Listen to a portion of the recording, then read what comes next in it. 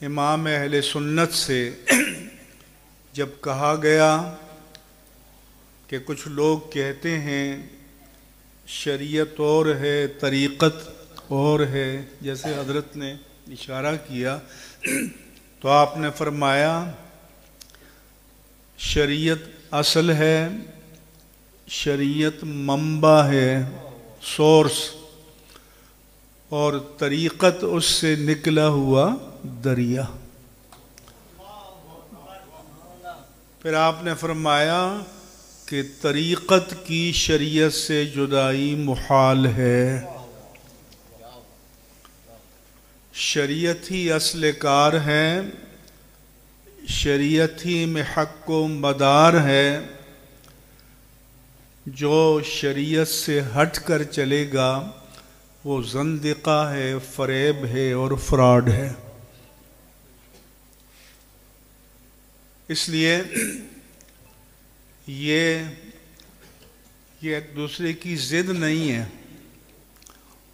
جیسے ٹرین کی دونوں پٹریاں ہوتی ہیں پیرالل، لیکن ایک منزل کی طرف لے جاتی ہیں۔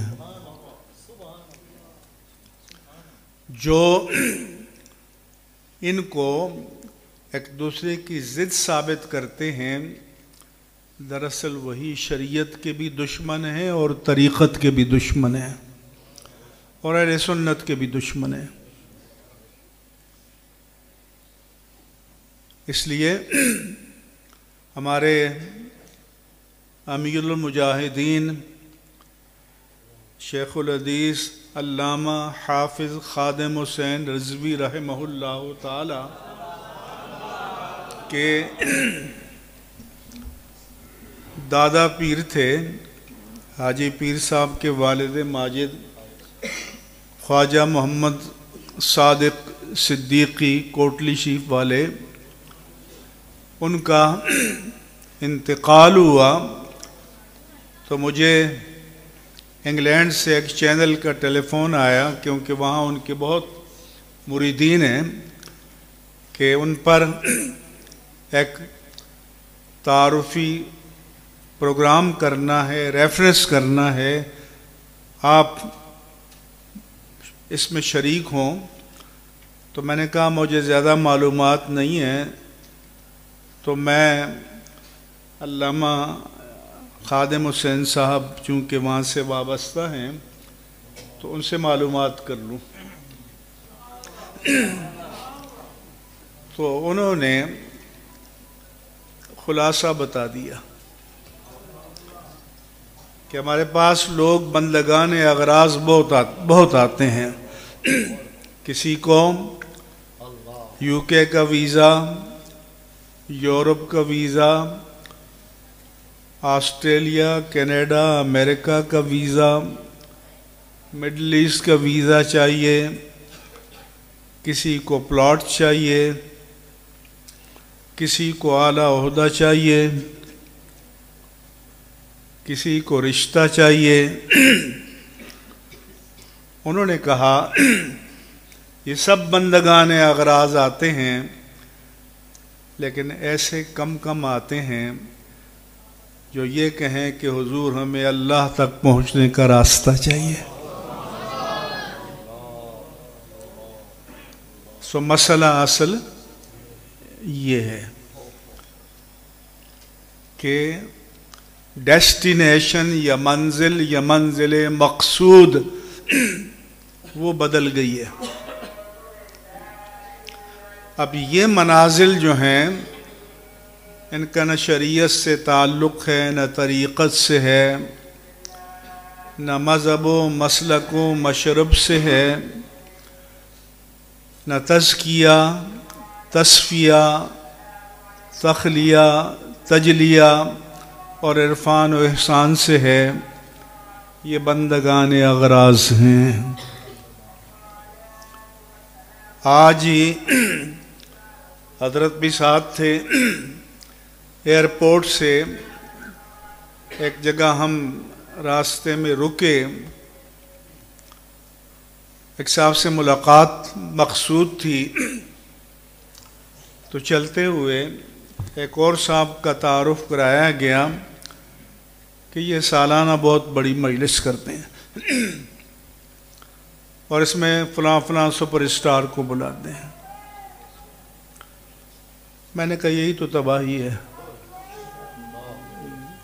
یہ آپ مجھے فضیلت کے طور پر بتا رہے ہیں، یہ فضیلت نہیں ہے، یہ اس کلچر نے لوگوں کو دین سے دور کیا، عمل سے دور کیا، اور یہ سمجھا کہ کوئی شارٹ کٹ بھی ہے کہ نعت خوانوں اور قوالوں پر نوٹ پھینکیں تو جنت میں پہنچ جائیں گے۔ تو امام اہل سنت سے پوچھا گیا کہ ایک بزرگ کہتے ہیں میں واصل ہو چکا ہوں، یعنی واصل باللہ، ان کا خیال میں اب عبادت سے بھی فارغ، اب ضرورت نہیں ہے۔ امام اہل سنت نے فرمایا کہ واصل ہو چکا ہے لیکن واصل فی النار ہو چکا ہے۔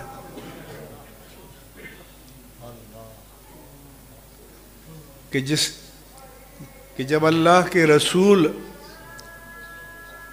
اللہ کی عبادات سے مستثنا نہیں ہیں،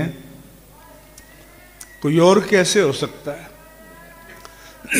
اسی لیے جب اصول علم اور پھر تعلیم کا لمبا دور گزارنے کے بعد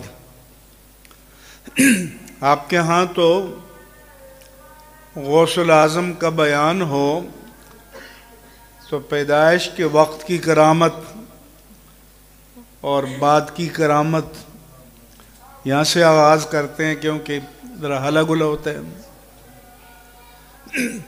تو غوث الاعظم کی سیرت کیا تھی کہ جب وہ اس عمر کو پہنچے کہ اپنی بیوہ ماں کا ہاتھ بٹا سکیں، اور بیوہ ماں کو اس وقت اولاد کے سہارے کی ضرورت ہوتی ہے، اور وہ بیوہ ماں ان کو اپنے سینے سے جدا کرتی ہیں، وراثت میں جو اشرفیاں آئیں قمیص میں سی دیتی ہیں اور بغداد روانہ کرتی ہیں، کس کے لیے؟ علم کے لیے۔ اور سفر بھی ایسے کہ راستے میں لٹ جائیں، بھٹک جائیں، حادثات ہو جائیں، لیکن ماں اپنے جگر گوشے کو اپنے سینے سے جدا کرتی ہیں علم کے لیے، کیونکہ وہ بغداد اس وقت مرکز علم تھا، اور پہلے آپ علم حاصل کرتے ہیں، پھر استاذ کی مسند پر بیٹھ کر پڑھاتے ہیں، پھر فرماتے ہیں کہ درست العلم حتی صرت قطبا، میں نے علم حاصل کیا اور علم پڑھایا اور پھر ریاضت کی تو پھر قطب بنا۔ اس لیے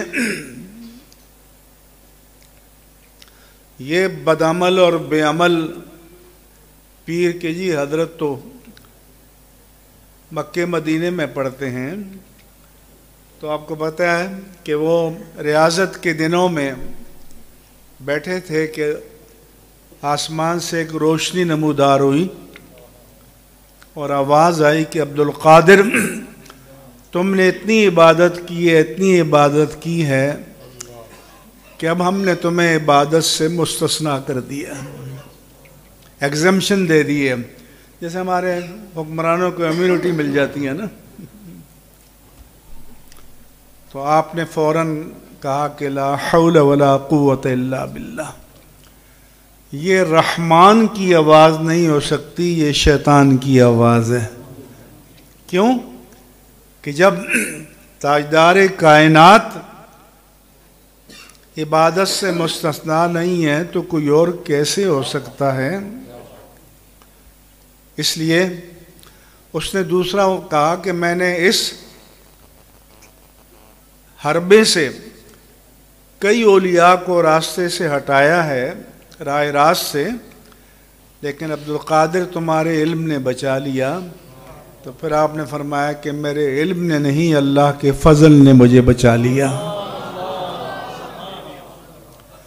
اس لیے علم بھی چاہیے اور علم کے ساتھ رب کا فضل بھی چاہیے، ورنہ کئی ہیں کہ اضلہ اللہ علی علم، کہ علم کے باوجود اللہ فرماتا ہے کہ اللہ نے اسے راہ راست سے ہٹا دیا ہے۔ اس لیے ہمیں علم بھی چاہیے، اللہ کا فضل بھی چاہیے، اس کی توفیقات بھی چاہیے۔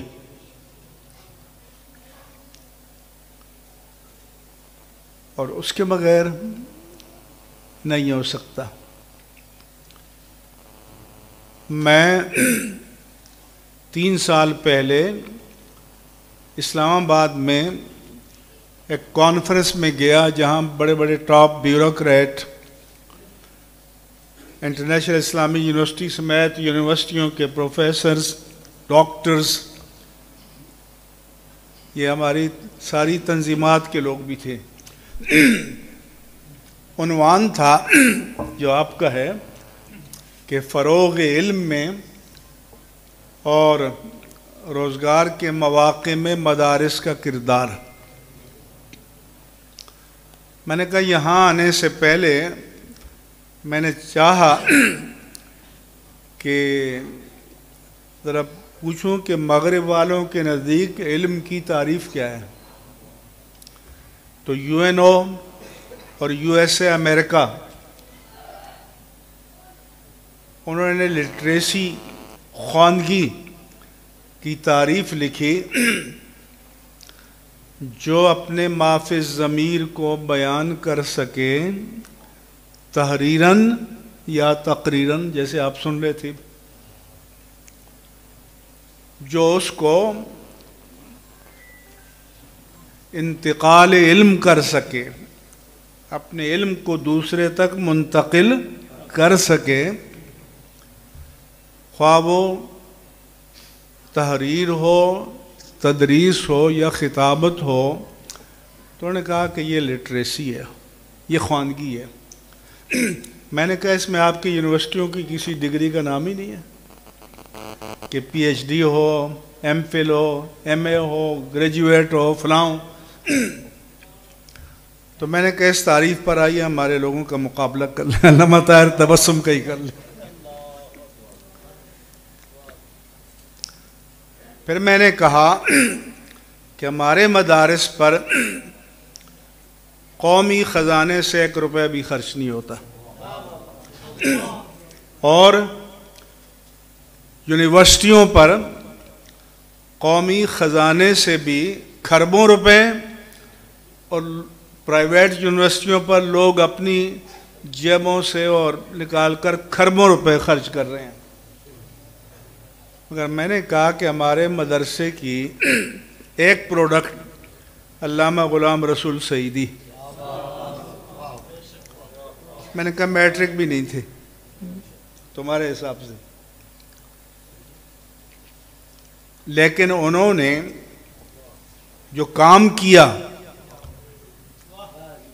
انڈیا سمیت، کراچی یونیورسٹی کے پروفیسر ڈاکٹر عاطف اسلم راؤ نے باقاعدہ کتابچہ لکھا ہے جو 3 سال پہلے کی، کہ ان پر دنیا بھر کی یونیورسٹیوں میں انٹرنیشنل اسلامک یونیورسٹی سمیت 255 ایم فل اور پی ایچ ڈی کے مقالات لکھے جا چکے ہیں یا لکھے جا رہے ہیں۔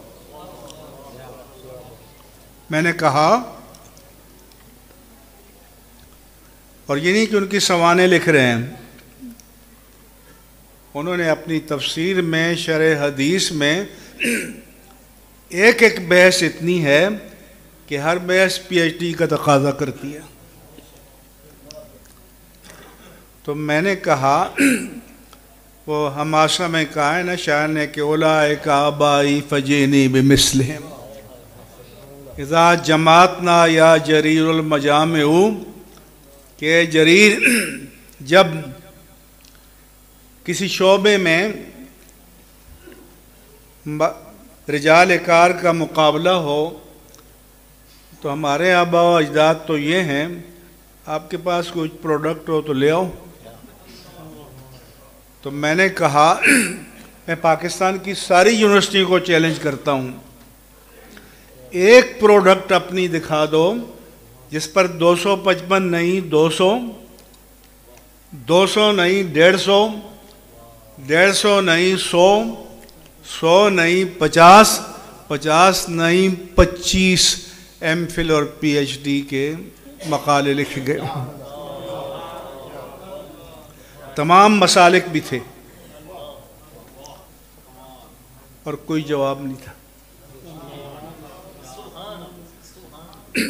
اور آج تک کوئی جواب نہیں ہے۔ ادھر میں چند سال پہلے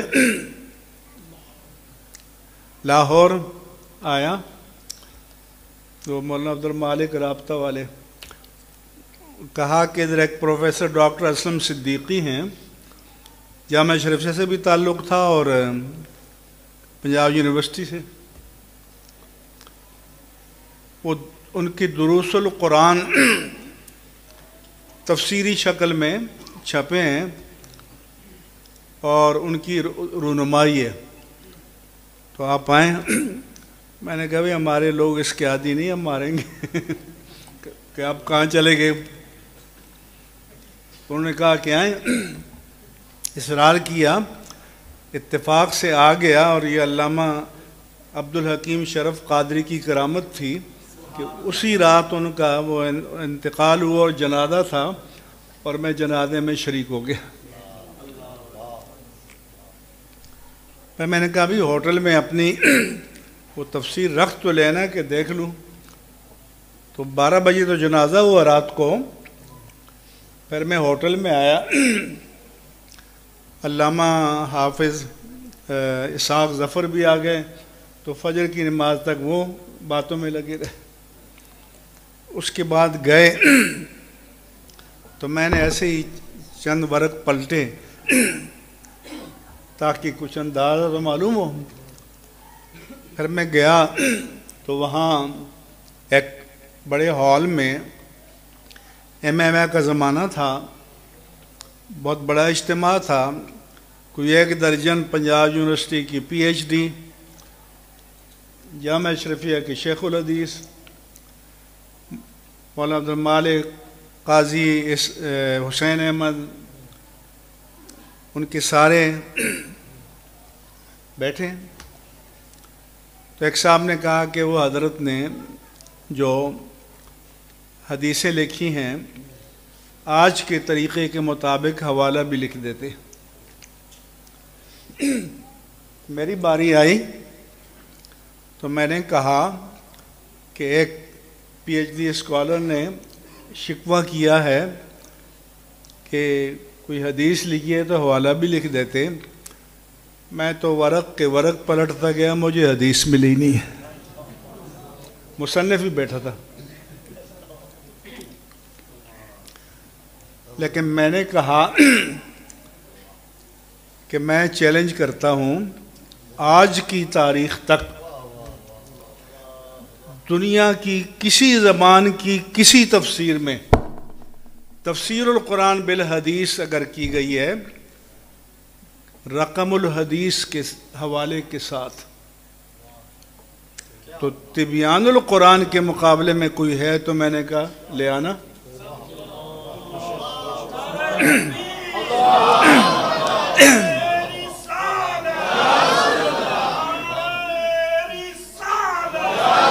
میں نے کہا یہ میرا موبائل نمبر ہے، یہ میرا ڈاک کا ایڈریس ہے، یہ میرا ای میل ہے، یہ اتنے بڑے پی ایچ ڈی اسکالر ہیں، کوئی چیز مل جائے تو مجھے بھیج دینا۔ آج کی تاریخ تک نہیں آئی۔ انہوں نے لکھا کہ یہ اسی بیچ میں مجھے مل گیا کہ یہ حضور کو نور مانتے ہیں۔ میں نے کہا ہمارا مسئلہ یہ ہے کہ ہم آپ کی کسی بات سے اختلاف کرتے ہیں تو آپ کی عبارت لکھتے ہیں، آپ کی کتاب کا حوالہ لکھتے ہیں، پھر دلائل سے اختلاف کرتے ہیں، اور آپ اپنے پاس سے ہمارے عقائد فرض کر لیتے ہیں اور پھر تردید کرنے بیٹھ جاتے ہیں۔ میں نے کہا امام اہل سنت نے لکھا ہے کہ بشریت مصطفیٰ صلی اللہ علیہ وسلم کا علی الاطلاق انکار کفر ہے، نورانیت کے انکار کو کفر نہیں کہا کیونکہ وہ ظنی ہے۔ تو میں نے کہا، وہ مصنف بیٹھے تھے، میں نے کہا کیا یہ جائز ہے کہ بغیر کسی حوالے کے آپ کسی کی طرف کوئی بات منسوب کریں؟ کیا یہ علمی شعار ہے؟ پھر کہا علم غیب مانتے ہیں، وہ لکھا ہوا تھا۔ میں نے کہا آپ نے یہ لکھا ہے؟ تو میں نے اور نورن پر میں نے کہا جب ہم پڑھتے تھے تو جامعہ اشرفیہ کے اس وقت کے شیخ الحدیث مولانا ادریس کاندلوی نے مقامات حریری کا حاشیہ عربی میں لکھا تھا، اور اس کے شروع میں حضور کی شان میں قصیدہ تھا، اور اس میں لکھا تھا کہ قسیم جسیم و نور قدیم۔ میں نے کہا جامعہ شریفیہ کے شیخ الحدیث بیٹھے ہوئے ہیں اور حاشیے میں وہ حدیث جابر۔ میں نے کہا حالانکہ ہم نور قدیم نہیں مانتے، ہم تو نور حادث اور نور مخلوق مانتے ہیں۔ میں نے کہا بعد میں جب پیٹرو ڈالر آ گئے تو اس کو پھر نکال دیا۔ اس کے بعد علم غیب کی بات کی تو میں نے کہا کہ وہ تو اللہ کہتا ہے کہ تلک من انباء الغیب نوحیہا الیک، لیکن اس میں بھی آپ پڑھیں کہ ہمارا مسلک کیا ہے۔ تو امام اہل سنت نے لکھا کہ اللہ عز و جل سبحانہ و تعالی کے علم کی 6 خصوصیات ہیں۔ ایک، ذاتی ہو، بے عطا غیر ہو۔